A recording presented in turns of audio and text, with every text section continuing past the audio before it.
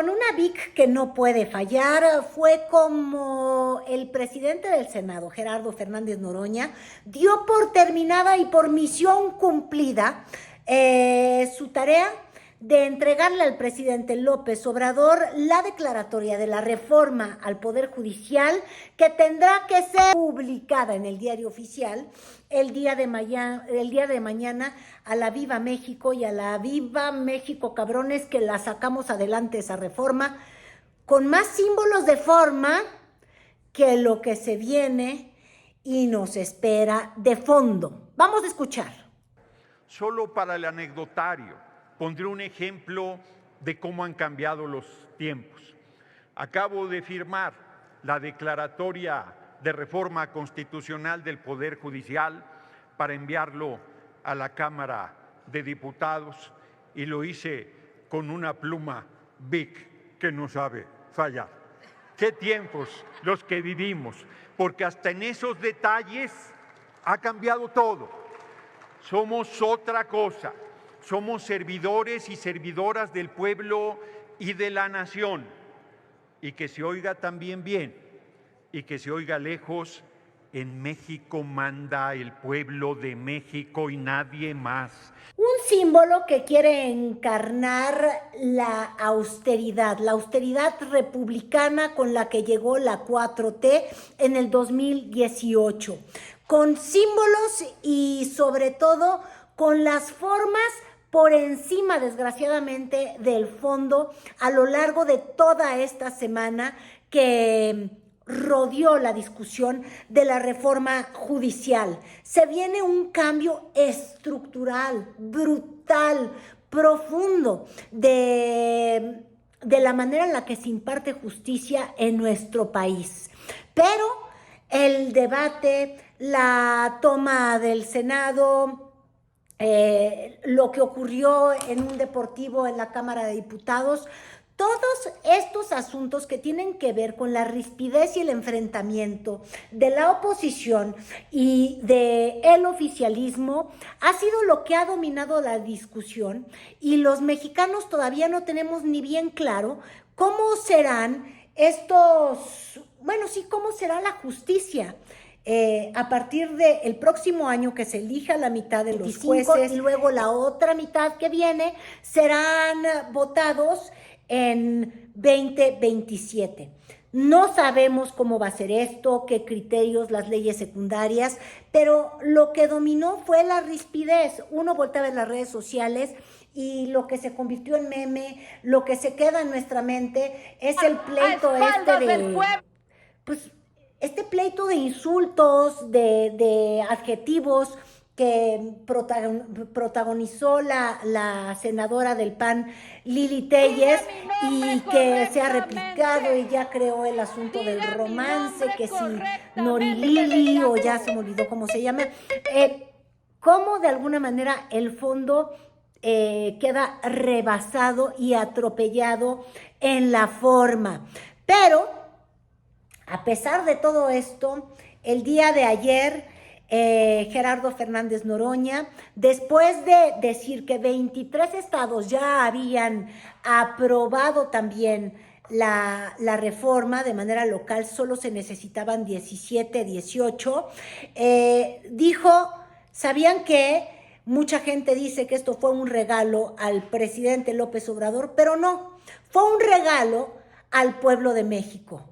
Una vez más, con el asunto del pueblo, la Vic, la austeridad, por encima de todo lo dorado, las letras de oro, que de alguna manera, dice la 4T, precedió a la política en nuestro país y que obviamente es el motivo por el cual quedaron enterrados, pues sí, la mayor parte de los ministros de la Corte, jueces y magistrados. Y hoy 24 congresos de los estados de la República han validado con su voto muy superior al requisito constitucional de 17 congresos la aprobación de esta reforma histórica.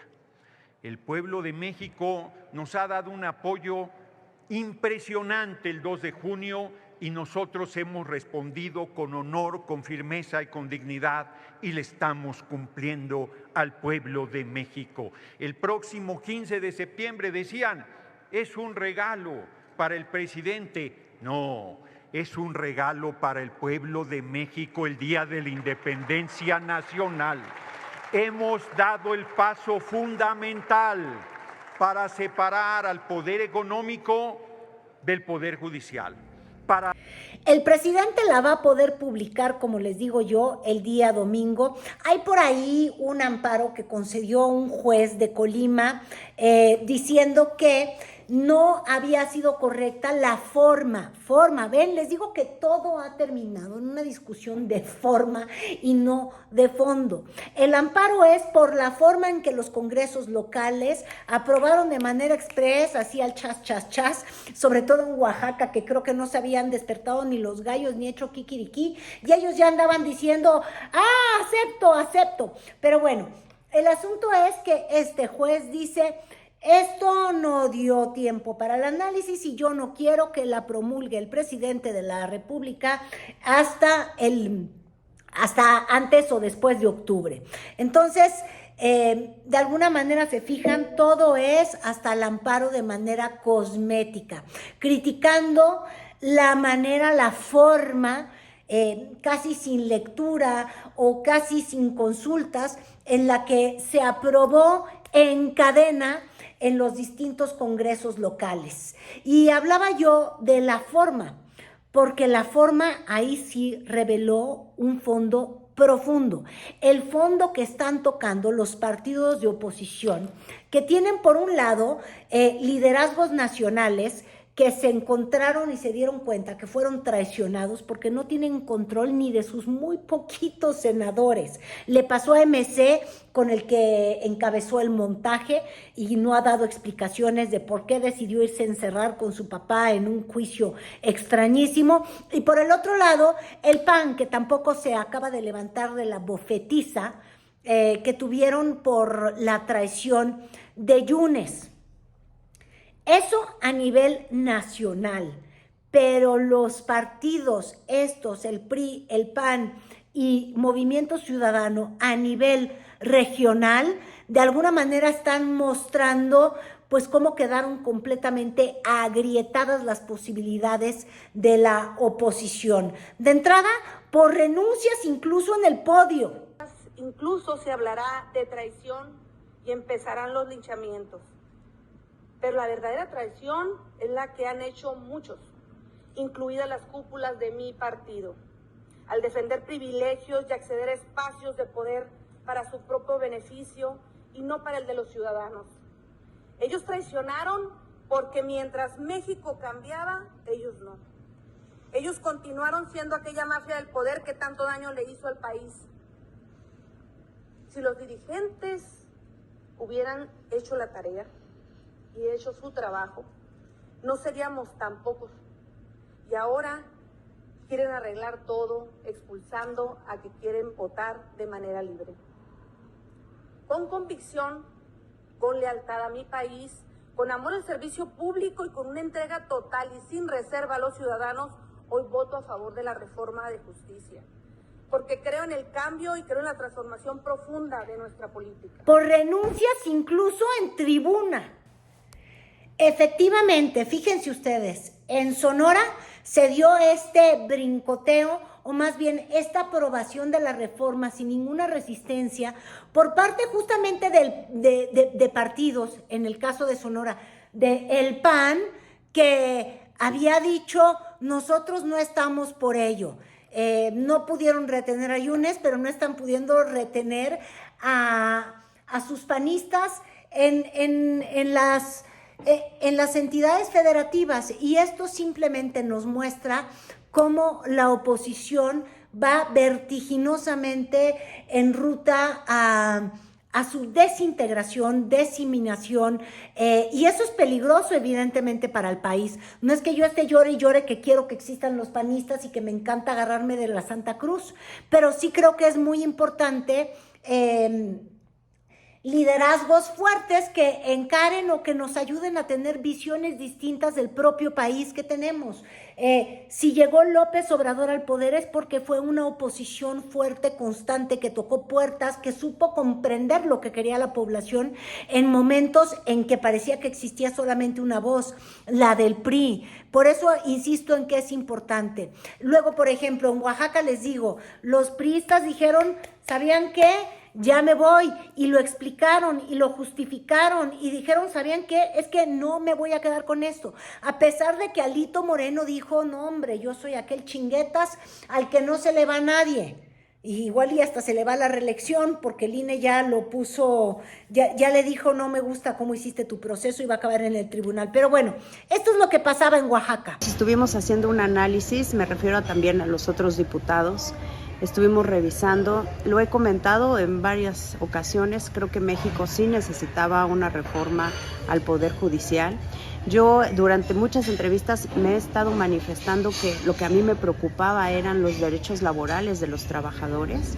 Estuvimos haciendo una revisión y mira, los jueces y los magistrados realmente no se acercan a la población. Han sido un poder muy alejado, no está democratizado, no les interesa ni siquiera que la ciudadanía entienda lo que es el Poder Judicial y que está realmente para servir a la justicia de las y los mexicanos.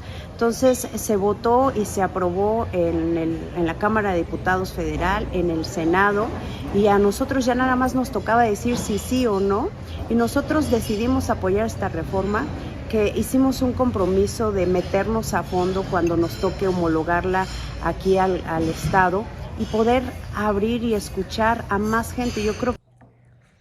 En San Luis Potosí también el PRI vio como 2 legisladores que llegaron ahí bajo sus siglas, es decir, en contra de esta reforma judicial. Bueno, pues ellos votaron a favor. Habla también justamente cómo a nivel local Morena es esta vorágine que atropella, pues sí, atropella cualquier pensamiento discordante, porque finalmente, pues en México sí hay una vocación de alinearse, de ser oposición es complicado. Y como les estaba yo diciendo, Alejandra López Noriega ni se esperó a que la anduvieran expulsando del PAN, porque Marco Cortés, como única decisión, lo que dijo es, yo los voy a correr, y ya se sintió muy bien consigo mismo.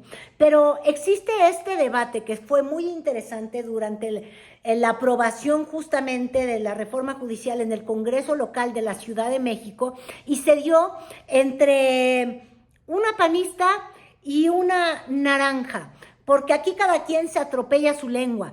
Y cuando digo que cada quien se atropella su lengua, ¿por qué MC dice nosotros hemos resistido a nivel local? En Jalisco no se aprobó la reforma, pero adivinen qué, esa reforma también prosperó por la ausencia, es decir, si no hubiera habido traición de Yunes, tenían al Lord Montajes, y no hablo de Loret de Mola, hablo del senador campechano, que hizo el montaje de su propio secuestro. Y este cruce revela muy bien el nivel de descomposición en el que se encuentran las oposiciones, porque están que se les cae la lengua y la cara también debería de caérseles de vergüenza. Hubieron traidores a la patria, hubieron traidores que, por cierto, desde Acción Nacional reconocemos y por eso ya los expulsamos.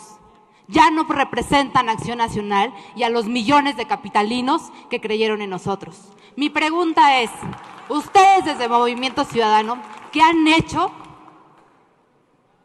para hacer justicia con el senador Daniel Barreda?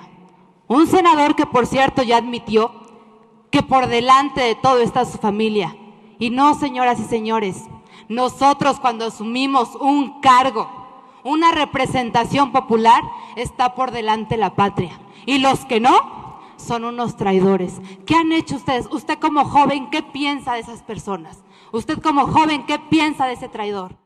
y una traición que va a marcar la vida de miles y miles de capitalinos. Muchas gracias. Gracias, diputada Farida. Adelante, diputada Patricia. A ver, primero yo creo que tiene que acercarse, diputada, a lo que está pasando en los congresos de los estados, porque en los congresos locales hay una cantidad impresionante de legisladores del PRI y del PAN que están votando a favor de la reforma. Movimiento Ciudadano es el único partido político que no tiene registrado ni un voto a favor de esta reforma en todo el país. Entonces pónganse a cuestionar mejor a sus cuadros, a sus liderazgos, a las personas que ustedes pusieron en las plurinominales y en los distritos, en lugar de estar cuestionando a Movimiento Ciudadano. Eso es lo que les falta mucho y por eso están dejando de votar por ustedes, porque les hace falta muchísima autocrítica. Es cuanto, presidenta. Gracias, diputada Pati. Adelante. Básicamente lo que estamos viendo es esta oposición que se está rompiendo, que se resquebraja, que seguramente va a tener que reacomodarse de alguna forma, porque no somos un país de una sola voz, no somos un país de un solo sabor, así como nos gustan los de chile, los de mole, los de dulce, los de piña y luego los que ni existen y los de chipilín y lo que ustedes quieran. Somos un país tan diverso culturalmente, somos un país tan rico además en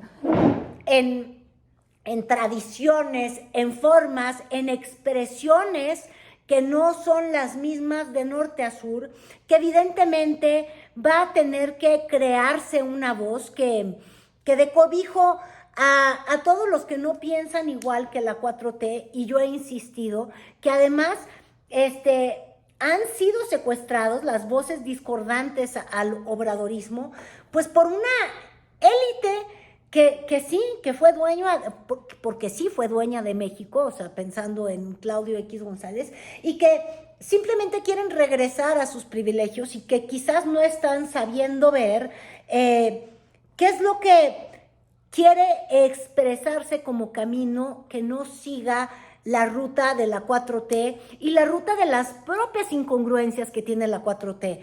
Es decir, no sé, la 4T yendo, por ejemplo, con el Partido Verde, esta cercanía de pronto con personajes, por ejemplo, en la misión cumplida de Gerardo Fernández Noroña, pues sí cumplieron, pero los medios, el fin justificaba los medios o las medias tintas, y vale la pena decirlo porque tuvieron esta aprobación en un recinto donde ya no había una sola voz opositora. Le hicieron el vacío. Ante el atropellamiento, entre comillas, que tuvieron los priistas, los panistas, los naranjas, pero yo insisto, sobre todo el atropellamiento de sus propios senadores. Solamente bastaron 4 y destrozaron lo que entendemos como oposición. Y entre que se lame las heridas y ve cómo se sigue desintegrando sus cabezas, sus liderazgos, dijeron, pues no nos presentamos. A la Jinguesú, yo ya me voy. Y entonces, sentado tan contento, el único que alguna vez fue azul, porque ese senador naranja ya ni se aparece, pero ni para dar las buenas tardes, es un huevón, hay que quitarle el sueldo, ¿no? A ese. Bueno, ya hasta se me olvidó su nombre, Daniel algo, Barreda. Bueno, Yunes ahí andaba sentado, sí, con los de Morena, porque han llegado a ser tan pragmáticos, tan incongruentes con la moralidad y los principios, que el presidente siempre insistió que se tienen, y llegó a decir que negoció algo a Dan Augusto, pero que seguro los principios no. Pero el hecho de ver sentado ahí a Miguel Ángel Yunes, hijo, que quizás no es lo mismo que el padre, pero bueno, con esto de que compartieron la curul y todo lo malo que representa eso, de que una curul sea posesión de una familia y no posesión de los votantes, ya empiezan a revelar de cómo aquí pues ganan de pronto los excesos de Morena, los excesos en torno a lo que han sido sus principios, ¿eh? Ojo, y a pesar de eso, Monreal, porque esa es la otra cámara que cumplió, decía, no, pues no ha sido un proceso fácil, pero les juro que no actuamos ni con arrogancia ni con excesos. No ha sido un proceso fácil, debo de admitirlo, a pesar de que el pueblo de México nos otorgó la mayoría calificada en las urnas, a pesar. Y pues así las cosas, esta reforma va a ser una reforma consumada y seguimos sin discutir el fondo del asunto. ¿Qué es lo que le va a pasar a nuestro sistema de justicia? ¿Qué es lo que tienen que legislar sin estar ausentes los senadores, los diputados que aún se mantienen en la oposición y que de alguna manera van a tener que ayudar a que tengamos una reforma mejor? Y no se va a tener una reforma mejor si ellos lo único que hacen es, ay, pues no gané, pues ya me voy. Es importante que empiece esta discusión de argumentos, ya no de los insultos, ya no del nivel del bellaco o de cambiarle el nombre a una senadora. Tendríamos que empezar a entrarle al tema de fondo, aunque claro, el fondo es difícil observarlo en una oposición que no es que nada más quedara noqueada, es que está noqueada moralmente y por sí misma. La traición llegó dentro de la propia oposición. La falta de principios, como número uno, se vio dentro de la propia oposición.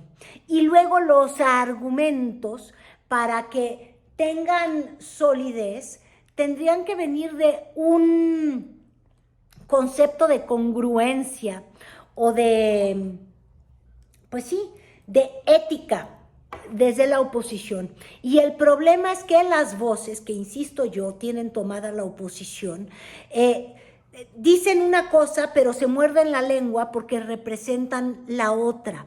¿A qué me refiero? Ya no nada más vamos a hablar aquí por molestar a Claudio González, que pues además anda haciendo su lucha y se entiende desde lo que él piensa y lo que él vivió y lo que a él le benefició, que fueron estos gobiernos, en particular de Carlos Salinas de Gortari. Pues uno entiende que él sí, en toda congruencia, lo único que quiere es... No queremos a Morena, volvamos a otra fase, aunque nunca lo diga con congruencia, volvamos. Pero bueno, las voces que vienen al rescate de los jueces, los ministros y demás en toda esta argumentación para modificar algunas de las... pues sí, de las ideas que trae la reforma. En esas voces están gente como Ernesto Zedillo, que viene a México, que llega mañana a hablar del tema. Y esto es lo que él decía: necesitamos como principales componentes para dar certeza a la región, cuya principal amenaza es la falta del Estado de Derecho, es una justicia que sea impartida por jueces competentes e independientes. Indispensability of justice being delivered by competent and ethical and certainly independent judges. Y todo suena bien porque el doctor Zedillo es una persona que se ha dedicado a la academia durante más de 30 años, con doctorados, con una universidad Yale University, una Ivy League, como nos gusta de pronto o nos gustaba que tuvieran de credenciales nuestros funcionarios, pero tiene el pequeño problema de que mientras dice eso se le tenía que estar cayendo la lengua.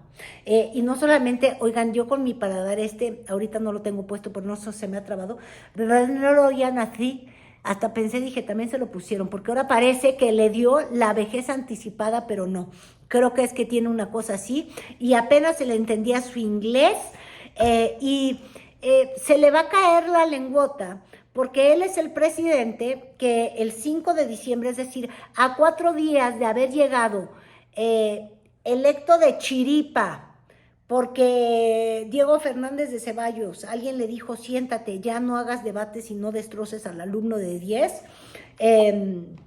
fue un candidato que además ni siquiera era el predilecto, tuvo que venir a salvar una circunstancia terriblemente adversa del asesinato de Colosio Papá, porque ahora tenemos en el Senado a su hijo. Bueno, este presidente tan poco legítimo, así como hubo uno que decidió subir a los militares y ahora dice, no queremos la militarización de México, y se le cae la lengua, que es el disfrazado de Calderón, ¿se acuerdan? De militares. Bueno, pues Zedillo tuvo que inventarse en un entorno de crisis y de poca legitimidad el asunto de que cambió a todos los jueces y corrió a todos los ministros de la Corte los corrió, lo redujo, eran 20 y tantos, terminó con 11, los seleccionó todos él, cambió la ley, también creó su propia Santa Inquisición, que era justamente el órgano que vigila hoy, que también la reforma pretende deconstruir. Es decir, el cuate que ni siquiera buscó el apoyo del poder legislativo para correr a todo otro poder, atropellarlo, sustituirlo, voltearlo, bueno, él es el que está preocupadísimo por la independencia de los jueces. Sí se cuenta solito el chiste, ¿no?